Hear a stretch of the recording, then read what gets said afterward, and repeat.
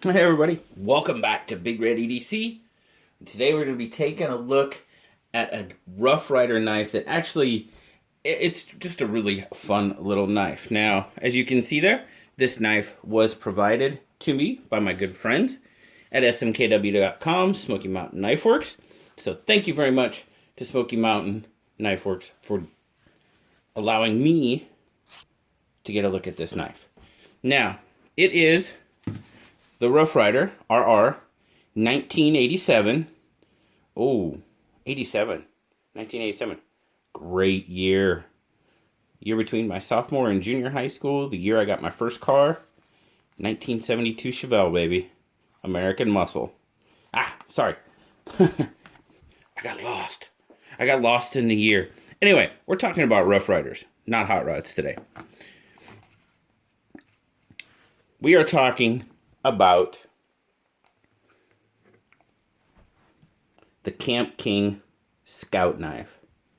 Now, I tell you what, my buddy Tobias Gibson over at Knife Chats with Tobias, he had been asking Andy and Rough Ryder for a Scout knife for a long time. And apparently Andy had one in the works for at least the last year, and he's been keeping it from Tobias. And when they finally released this, he actually sent one to Tobias because he'd been wanting one so badly. And that's just really cool. So huge props to Andy and SMKW for doing that. Very, very cool. And I tell you what, guys, Tobias has an absolutely terrific review of this knife because he has an original Imperial Kamp King. That's who Imperial used to make the Kamp King. And he does an absolutely fantastic review of this knife and in comparison with the Kamp King. So the original Kamp King. So if you're interested in that type of thing and Scout knives, I highly recommend you get over and watch that review because Tobias does some fantastic reviews and he's very knowledgeable on the history of knives, and it's fantastic. Highly recommend it. I'll put a link to it down in the description. But anyway, let's finally talk about this knife. As I said, the original Kamp King was made by Imperial. And apparently Imperial, just lost the patent, kind of like, a Benchmade did with the Axis lock.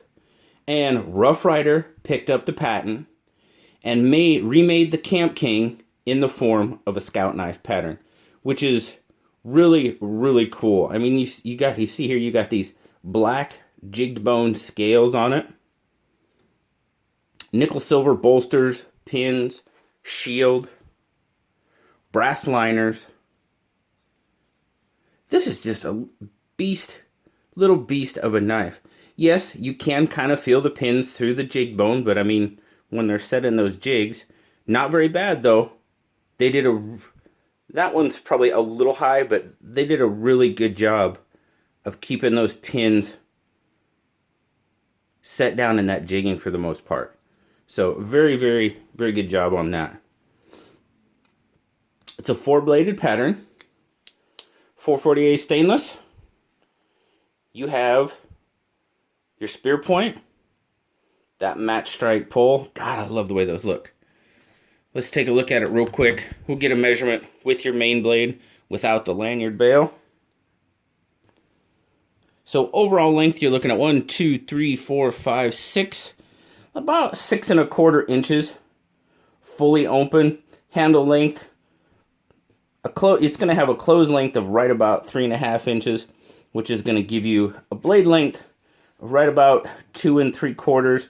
Your cutting edge is going to be about we'll call it 2 3/8 on your cutting edge for that main blade. Now, half stops on all of them. Really, really nice walk and talk. The pull on that main, I'm going to give it a 6. But nice snap. Really nice walk and talk on that blade. Then, of course, you've got your can opener. You've got your screwdriver and cap lifter. I always say bottle opener, but in honor of Tobias, I'm going to call it a cap lifter. And then you have your awl/reamer. Now it's got a fairly blunt tip. So, I mean, it's thin.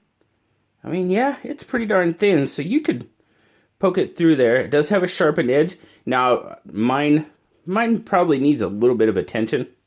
It's not overly sharp, but as you can see there, it is ground down. Obviously, it does get sharper towards the tip. But definitely, if you want it full length, you'd have to touch it up a little bit to use it, you know, more for a full length reamer, that type of thing. But overall, this is just such a cool little knife. And like I said, and you know, Tobias isn't the only one I've heard talk about, you know, scout knives. I've heard other people, you know, in like the Slip Joint Manifesto, I think, is one of the Facebook pages that I hear people talk about them. And it's really cool. This is my first, of course, scout knife pattern, which is really cool.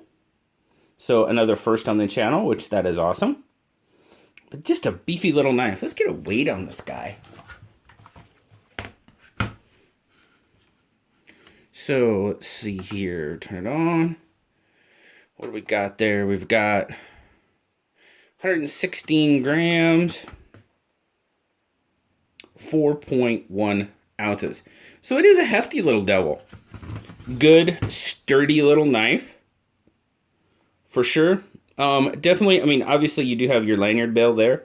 So you could tie a lanyard on it, stick it in your pocket, kind of have the lanyard coming out of your pocket, or just use it as a pocket chunker. Now, you could have a leather sheath made for it, a belt sheath. I mean, you could have a pocket slip made for it. So, little separation there. Not too bad. Pretty clean. Otherwise, nice transitions. Really good transitions for the between. Yeah. Oh, yeah. Good there.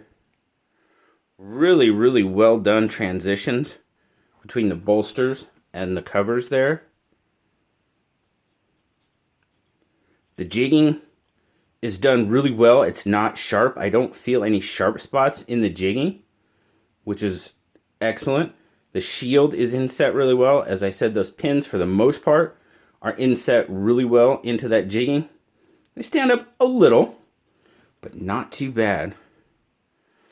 Overall, this is just a sweet little knife. Let's see. Let's give it a little...